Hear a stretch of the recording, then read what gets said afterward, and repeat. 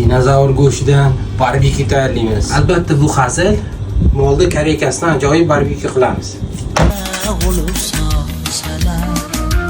Ah desen ahlarım yetib borsalar, güzel dildarga o'shan dildarga